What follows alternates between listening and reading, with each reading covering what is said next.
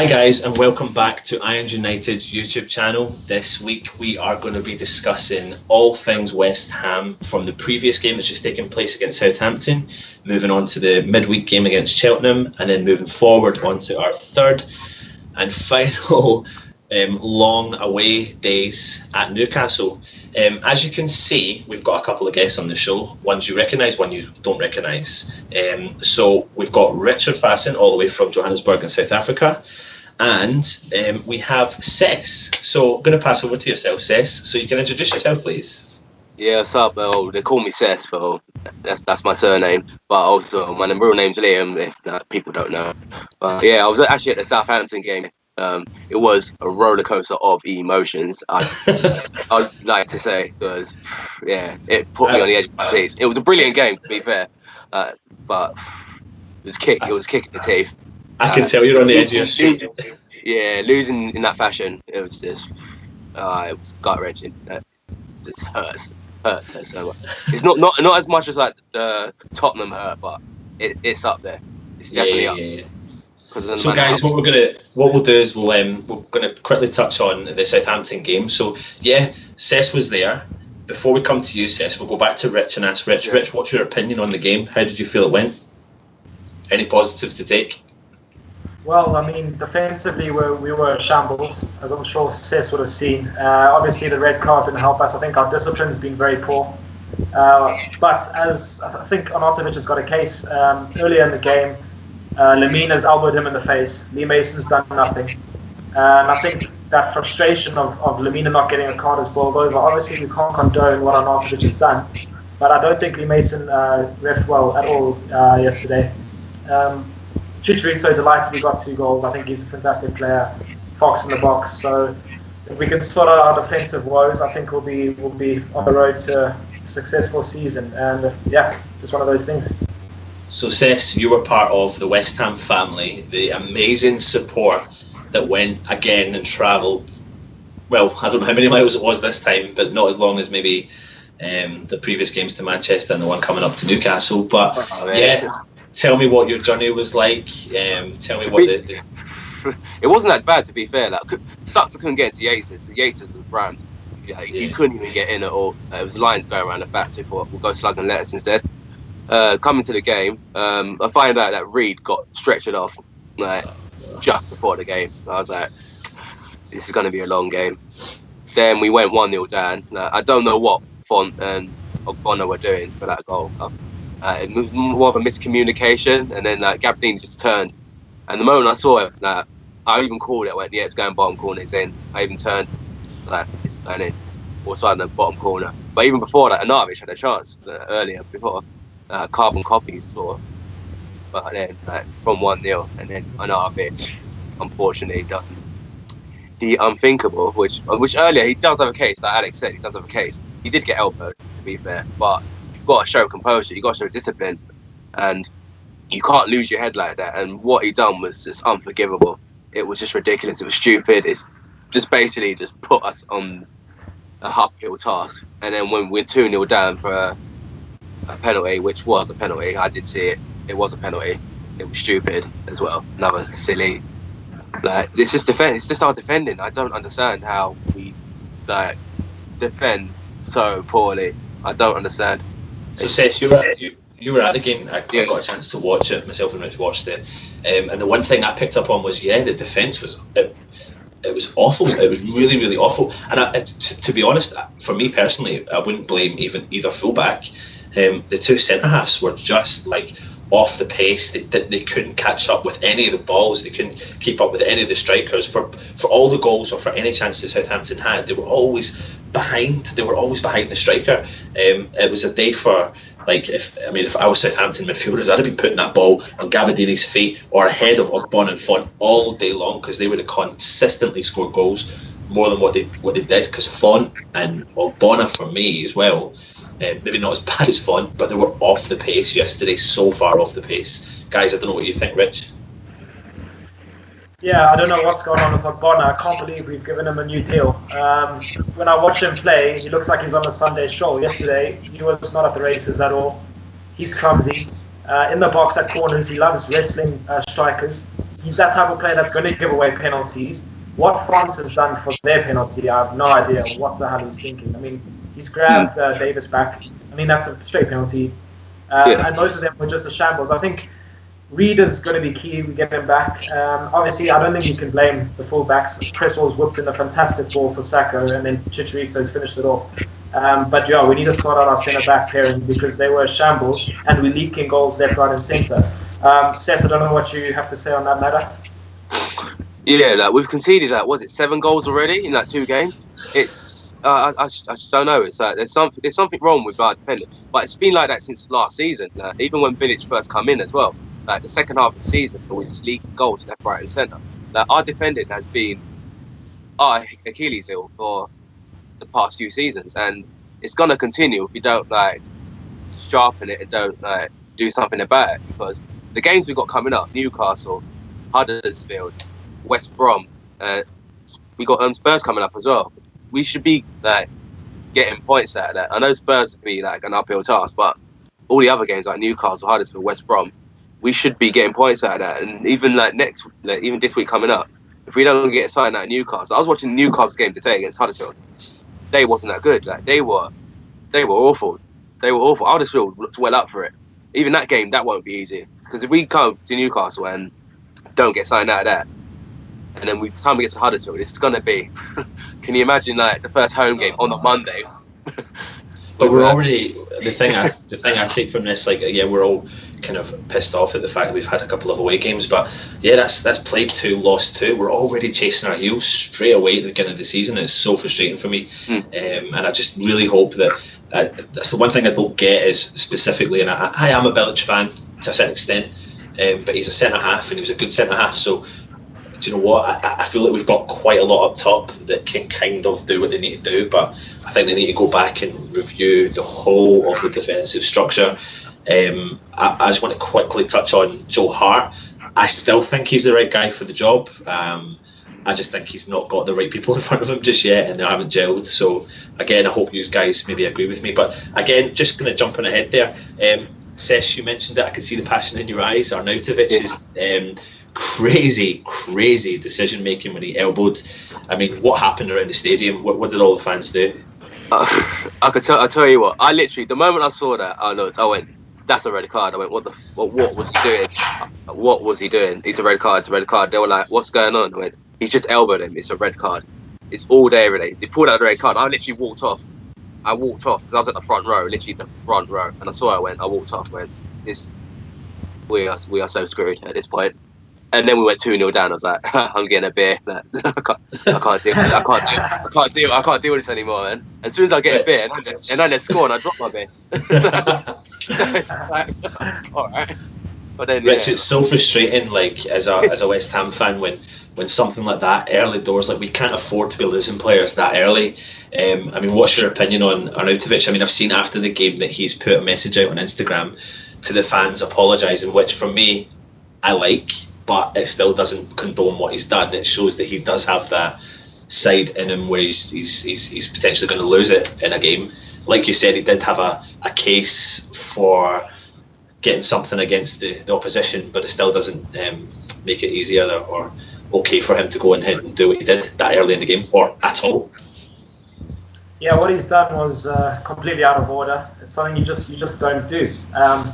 And I mean, he's brought that bad boy reputation with him from Stoke. I think to an extent, his attitude can help him be such a great player on his day, because he's one of those players that, he's very, very aggressive, and I think that helps him. It's worked to his detriment against Southampton. As I did mention, Lee Mason, I don't think had a good game, but you can't condone what Arnautovic has done. He's come out on Instagram and he said he's sorry, which I do respect. I'm just hoping that it's not going to be a ban longer than 3 games, because he kicked a few things on the way out into the tunnel, smashed a couple of things up. So it could well be a 4 or 5 game ban, and I hope, and I'm holding thumbs, it's not. But you can't condone what he's done at all. Yeah, I think they're going to throw him. Sorry, I think they're going to throw the book at him, mate. To be honest, I think 3 games as it is, but then they're probably going to review the elbow situation. I think they're probably going to add another game at least. Yeah, he's got intent. He's got intent in his eyes. Yeah. So blatant. You can't argue it. You can't even justify it. No. So moving up to the team and maybe into some positives. Before we go into the little P, I'm going to mention Antonio. Special mention to Antonio. I mean, if you rewind when we signed the guy, like, who would have thought that this guy is going to be such an integral part, not just to our squad, but to our first team? This guy is a beast. He is a machine. He is unbelievable, in my opinion. Like, when he comes back into this team sheet, I am buzzing. Cess, tell me what the fans were saying, how it was when he was there, and how did he actually play, in your opinion? He was excellent. Along with Hernandez, Antonio was excellent. I'm surprised that he managed. He was just everywhere. He was just running up and down. He was just like a pit bull, mate. It was unbelievable. And hopefully, having him back, and we need Lanzini back as well, and Kouyaté as well. We need them three back massively, because Lanzini is like that jewel. He's the one that creates everything. Without him, we're basically screwed. There's no creativity in the middle. We just lack. We lack, like, going forward. It's just a mess. But other than that, Antonio, mate, I'm so glad he's back. What do you think of Antonio? Oh, I'm buzzing he's back. I mean, his turn for Hernandez's goal. I mean, he sent Stevens for a hot dog. He's turned beautifully. He smacked a shot. Forced to save the well, and Chitri does put it home. But he is massive for us. And people, I think when we did sign him, the jury was out on him, including myself. I thought, what have we done? Who is this lad? I don't know why we've signed him. But he, over the last 2 seasons, has been one of our best players, if not our best player. He is a tank. He is one of the best athletes we have in our team. He's got pace. He can play up front. He's got strength. He links up players. He scores goals. He gets assists. I think he's going to be massive for us again. And having him back is like a new signing. Yeah, I totally agree with you. And moving on to another positive from me, because I'm just going to move the negatives away from out of this game. We got beat, you know what? Move on from it. But how can we not talk about the little P Hernandez, Chicharito? I mean, wow.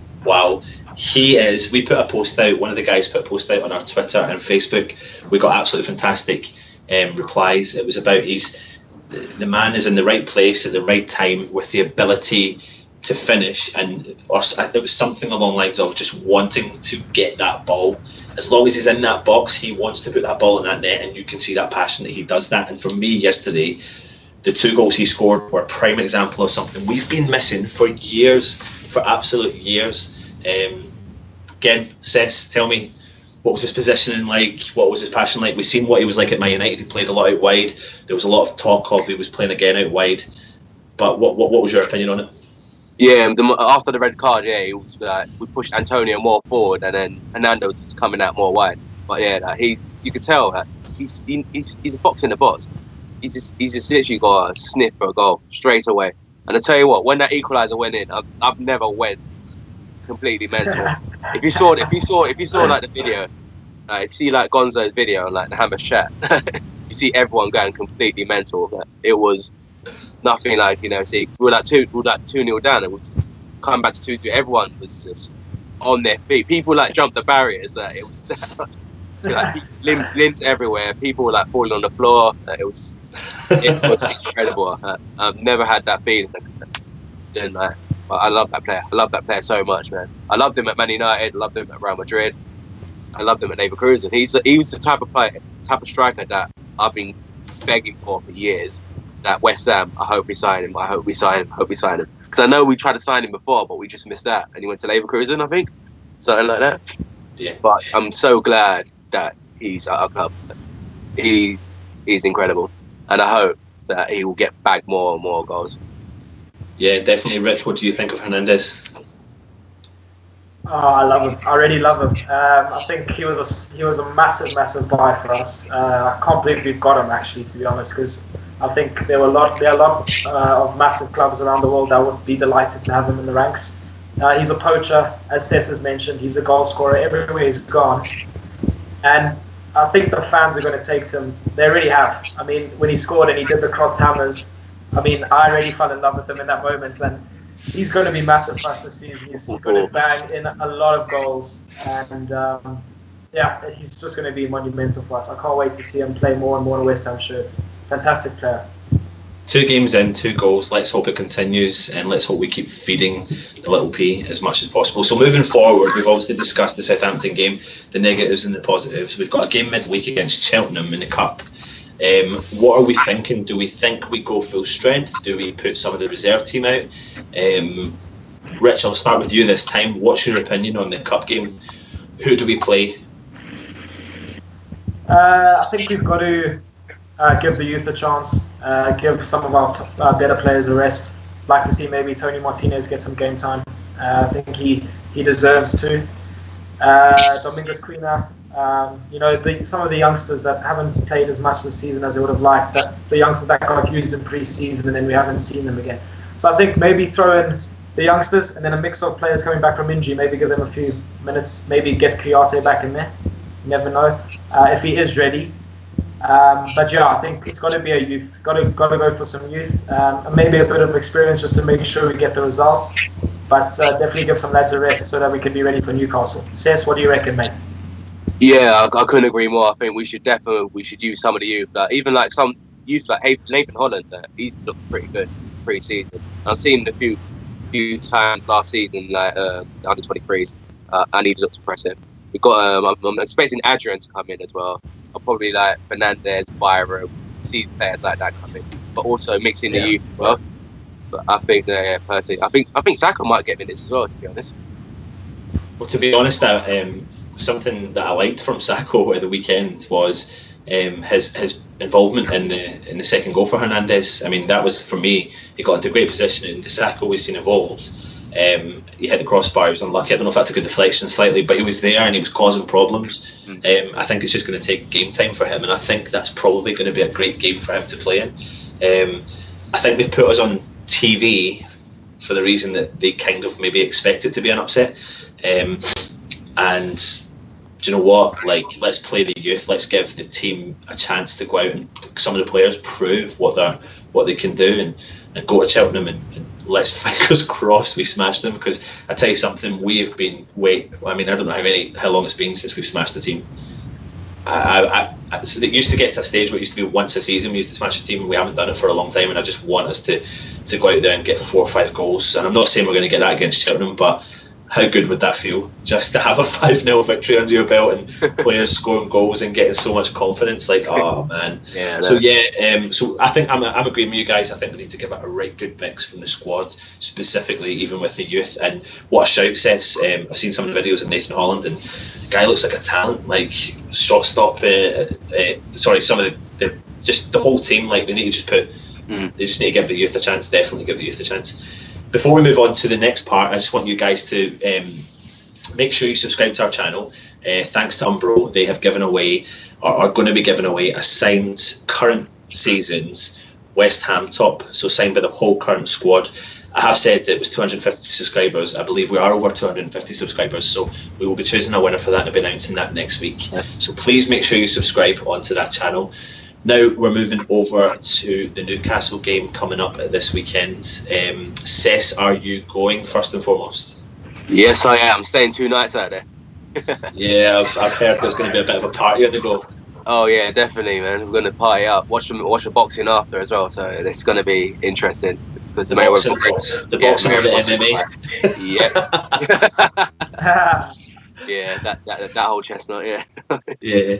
So you're going to the game. I'm still trying to see if I can get to the game, so hopefully I'll find out over the next couple of days. What do we think? Newcastle average, well, not a great start to the season. Not shipped 7 goals.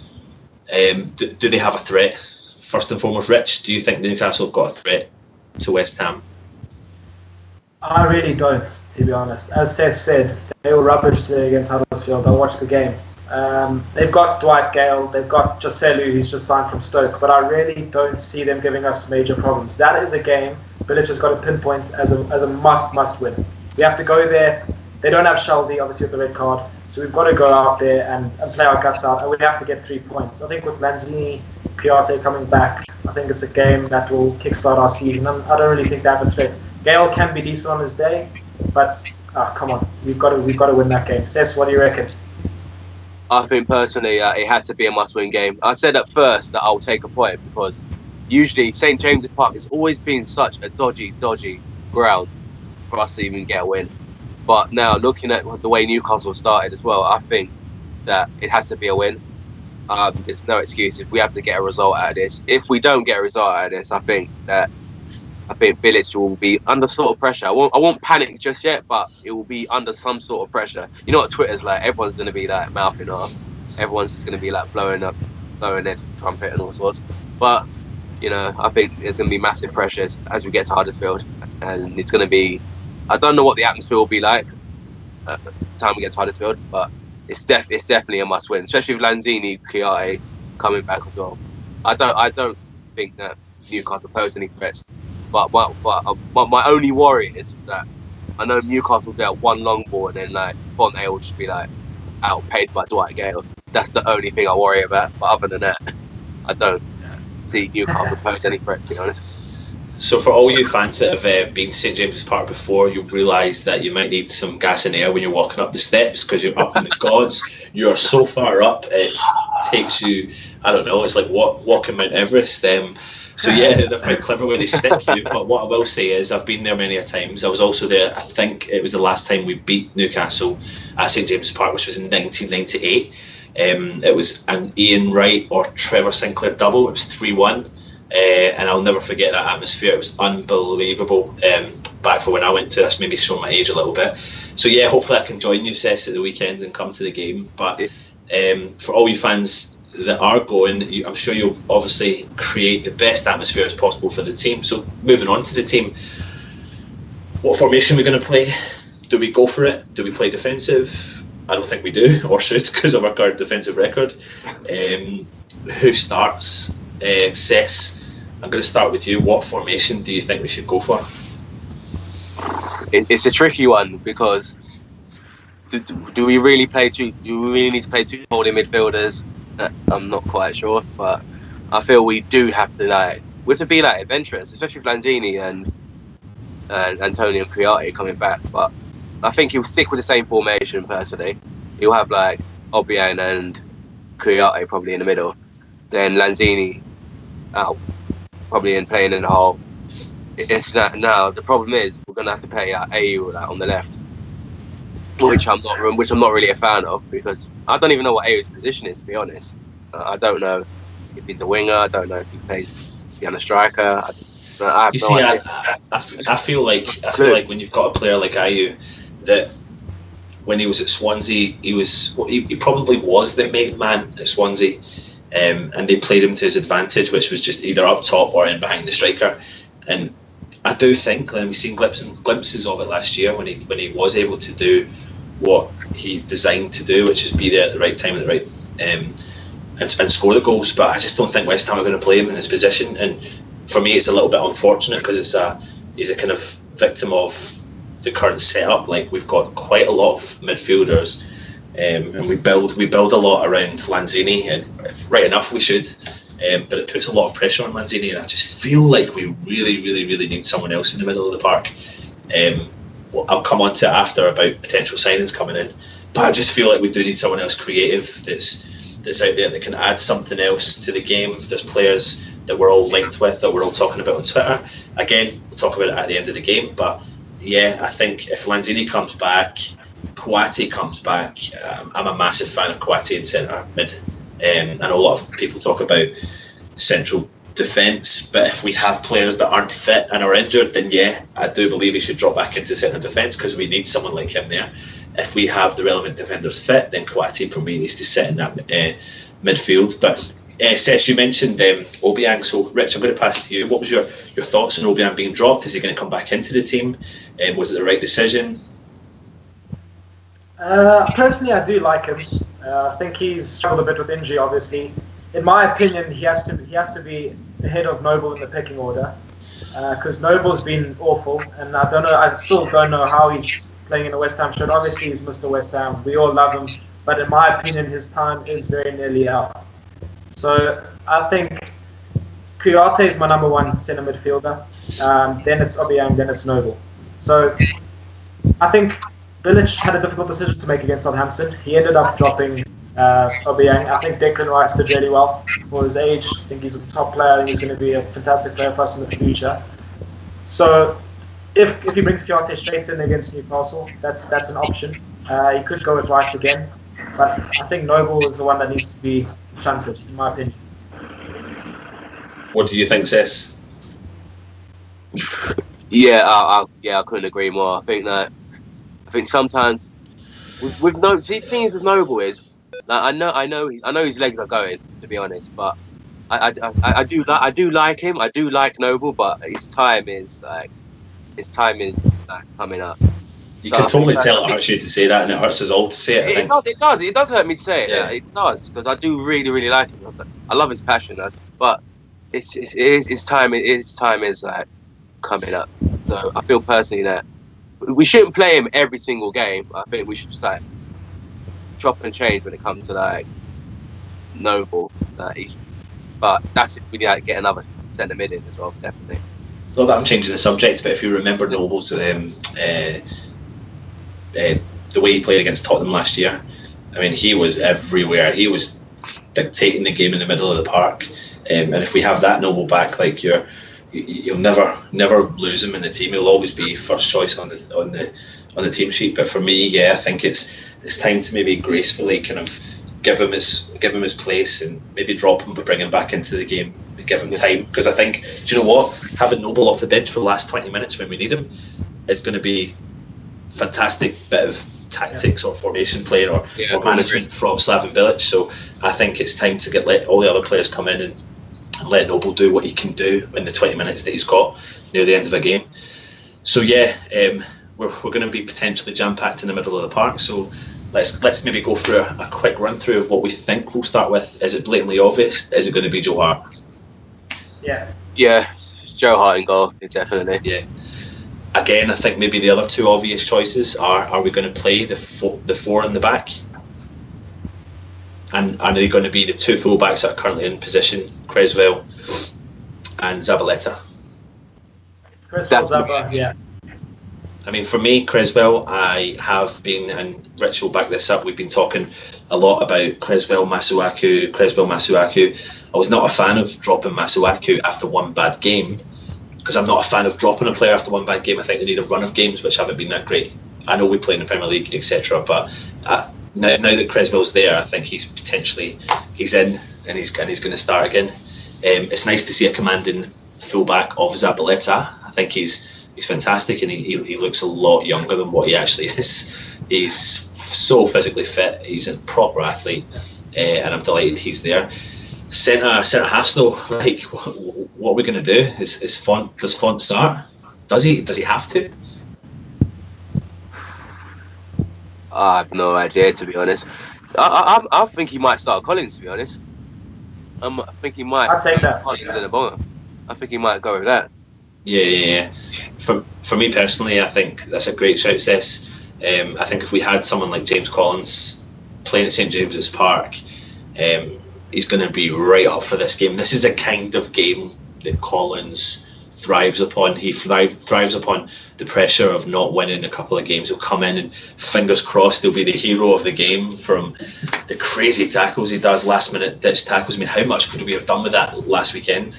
And you'll find ourselves probably getting to the same circumstances where he comes in for 2 or 3 games and then gets dropped again when we have our fit centre halves. But that's the job he's there to do. And yeah, for me, it's a great shout. I think Collins should be in. Are we putting him beside Ogbonna? Yeah, that's how I see it, actually. Yeah. I do think Ogbonna is capable of calamity. We've seen quite a few of the calamities he done last season, but I think it's a sign of what Bilic wants to do when they've signed him up for another 5 or 6 years. So they see him as a strong contender to start every game. Moving into the most difficult part for me, I believe, is just the forward, the midfield, and moving into the forwards. So yeah, Cess, putting you well under pressure, mate. Who do you think's going to be in that team in the midfield? I think it'll be Obiang Kouyaté. They'll put Lanzini will be like in the middle, like just playing like cam role. Then Antonio will be on the right. Then A will be on the left, and then Hernandez up front. That's how I see it. Yeah, agreed. Yeah, what about you, Rich? Do you agree? Yeah, I completely agree. I think Antonio will be on the right. Ayew will have to be playing on the left. There's no one else that can really play there. And Zini can play the free role, and then obviously Chicharito up front. Yeah, so I think hopefully Kouyaté will be fit enough to come back and play alongside Obiang. So we are predicting that these players that are due to come back are going to start after being out for most of the season. I think we've got nothing to lose. I think we need to put them in there. Cess, you mentioned earlier on about Ayew. We're not sure what position he needs to play, but I think if you bring Kouyaté and you bring Obiang back into that team, we've got legs in that team. And I think we need to maybe risk the Ayew position, because he's currently just wasting space out on the left. He's not doing anything. He needs to go into his own position. He needs to be that what do they call it? False centre forward, like the one. Yeah, like he just needs to be like everywhere and anywhere, and he's causing them problems. And do you know what? People go on about tracking back. Like, do you want Ayew tracking back? I don't. Alright, shit. You know what? You're doing point, to be honest. Yeah, like I don't want him tracking back. Like, I'm not bothered. Like, a lot of people, I remember last year with the whole Payet situation. Sorry for bringing his name, but a lot of people were moaning about like, why is he not tracking back? Why is he not tracking back? I don't fucking want him to track back. I want him to stay up the top and do what he does. Like, that's his position. That's what he's designed to do. So I don't want Ayew coming back at all. I want him going up front and just go nuts, go crazy, just get into all crazy positions and try and score goals. And that's exactly what he's there to do. And then, do you agree? Yeah, I think Ayew's got. He's kind of wasted on the left because he has no pace. That's a real problem. I think his best position is playing just behind the striker, but for me, Lanzini's 1,000 times better than him, so he'll never play there. So he'll have to make do on the left, try and play easy, get some crosses in where he can, and obviously, hopefully, Cresswell can get over on the overlap, and I think that's where we can be very dangerous. So you know what? Oh, sorry, Cess, on you go. Yeah, you know what? You know what could work? I'll put I'll try Masuaku as a left winger. I'll try him as a left winger, to be honest. Yeah, I'll gamble at that. Have Cresswell on the left back and Masuaku left wing. I'll gamble at that, to be honest. That could possibly work. He's good. He's good attacking. He's good attacking. He's got the legs. He's got the pace. He can cause a problem. So, like you say about Ayew being wasted, we could put Masuaku there. Either Lanzini or like Lanzini, Ayew, or you can start Ayew and then like ease Lanzini in like later on in the game if under pressure or anything. But yeah, Masuaku on the left wing could be a good shout. It's a great shout. I think there's choices there. That's the thing. Is there choices there? I was going to say to you, like what comes off the bench. I mean, we're talking about Sacco earlier on. What happens if Sacco comes on midweek and scores a couple of goals against Cheltenham? He's been coming on and playing in last week against Sunderland, Southampton. I thought he actually performed okay, quite decent. He was making his old school runs that we're kind of known for. I mean, has Bilic got it in him to put the two up top? Would he do it? What do you think, Rich? Personally, I don't think so. I think Saka is one of those players you have to wrap in cotton wool because he's so injury prone, and I'm holding thumbs he's fine this season and he can be fit. I think he's going to be used as an impact sub, if I'm honest. Someone that just comes off the bench, someone that can win balls in the air. Maybe if we're chasing the game, he can come on and help Chicharito, but hopefully we won't be in that situation. We'll be winning the game, and we can bring on someone like Noble off the bench who just shut up shop and get the 3 points. What do you think, Cess? I think Sacco, he's not in my good books at the moment, but I think he has a point to prove, I say, this season.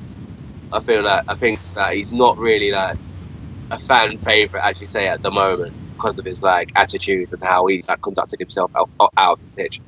But I feel that if he comes up, puts in a shift, then fans will warm to him again.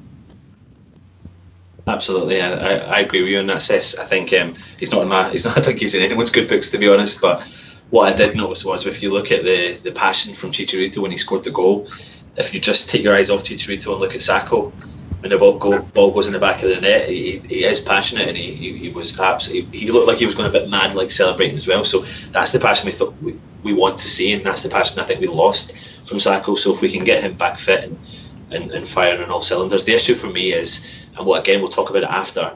Actually, maybe we'll just wait for that one. So we've discussed the team, guys. Let's put ourselves well under pressure and go for predictions. So Cess, obviously you're the guest of the show, putting you well under pressure. What is your predictions for the game? Let's go for the Cheltenham game, and then let's go for the Newcastle game. Cheltenham game, I say 3-1. As for the Newcastle game, I think it'll be. I'm hoping it's not going to be a dull game, but I think I don't think it'll be a good game. I think it'll be a scrappy 1-0 game. That 1-0 to West Ham. Good, I thought you were going to say 1-0. I was going to say 1-0 to Newcastle. Alright, cool, that's good. Rich, what about you? Cheltenham and Newcastle? I'm going to go with Cess as well. I think it will be 3-1 against Cheltenham. We'll definitely win there.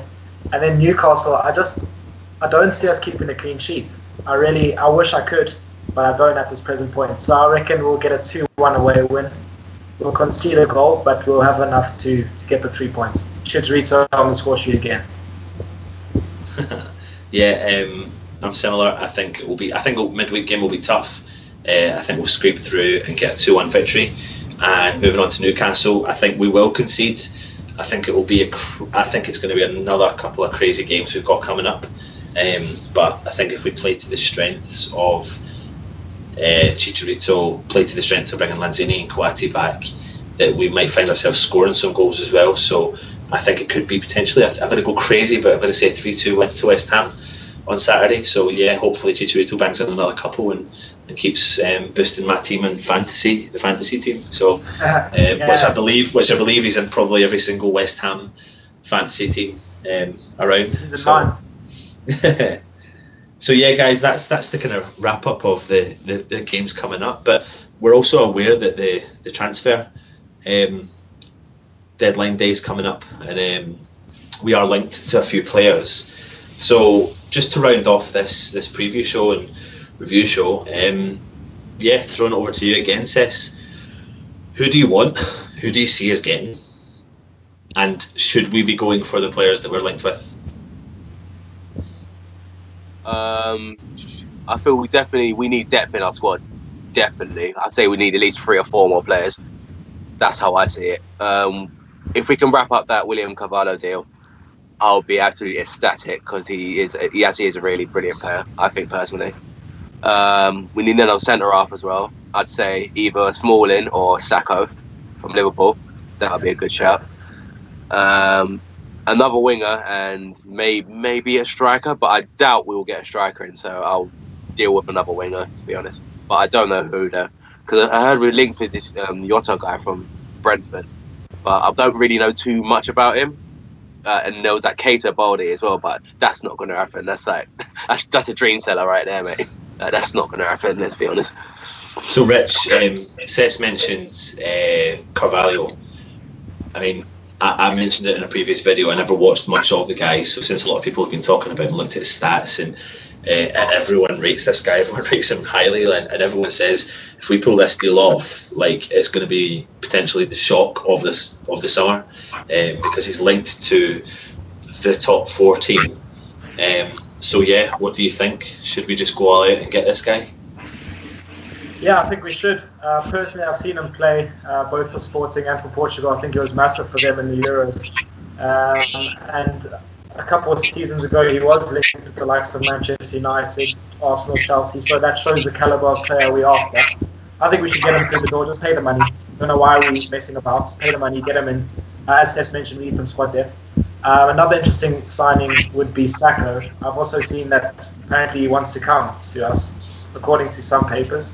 I think he'd be decent. He was good for Crystal Palace, so I'd definitely take him just as cover, because Fontaine or Bonner at the moment are just a shambles. So I'll take any centre back, to be honest.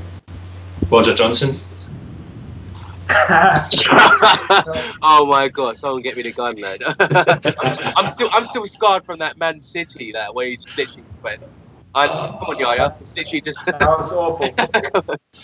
Oh man, it's awful. But yeah, I'm in agreement. I think we need more. I'm going to start from the back though. I think there is a centre half out there. A couple of centre halves are interested. funny enough, last year were they not quoted for about 30 million for Sacco? I don't know what they're currently potentially quoting, but for me, if it's 30 million, we don't go anywhere near him. I think there's another player out there that Cess mentioned, which was Smalling.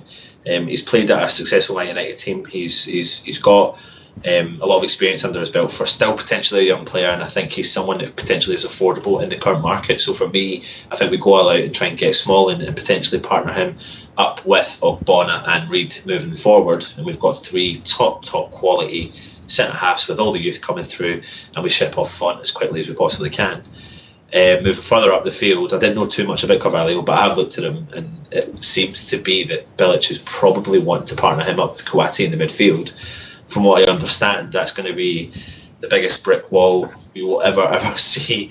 I mean, if you turn up and you stare at those 2 guys, you are going to struggle to get through. And if you can see Kouati just sprinting through up top, and Carvalho cleaning up all the mess and passing the ball to all the players left, right and centre, it could be a stroke of genius signing. And yeah, we're going to pay big bucks for him, but hopefully it works out. For me though, I think we do need another striker. I don't think we've got, and I get the feeling we're not going to sign another striker, which really pisses me off. But we've got Carroll, we've got Sacco. They're coming back from injury, but they're so proven with injuries that if we get 5 or 6 games, we'll be lucky moving forward. And for me, we just need another striker. And do you know what? I would love us to go into the market and spend another £30-40 million buying another striker. Don't see it happening, but I just think we need someone else there to just, because right now, what happens now, like if there's problems in our team and certain forwards can't play, like who have we got there? Where's the depth in there? And there's a lot of injury-prone strikers in the club. And then finally, maybe I see the point in the winger, but I'm going to bring a name into this mix here, and a name that some fans don't really want us talking about because he's injury-prone, but it's Jack Wilshere. I feel if we can pull off a loan deal for him, that maybe Arsenal pay some of the wages and we get something 10-15 games from him in this season, then I think that's potentially a deal that we should look at, because I think his creativity for our team can help take a bit of the pressure off Lanzini and let him play. So I just think there's 10 or 15 games in a season that Wilshere can be world class, and I just think he potentially is a signing we should go for. But I see that Juventus and other teams are linked to him, so we're probably not going to get him now. So yeah, transfer deadline day's coming up. What do you think of the Jack Wilshere shout?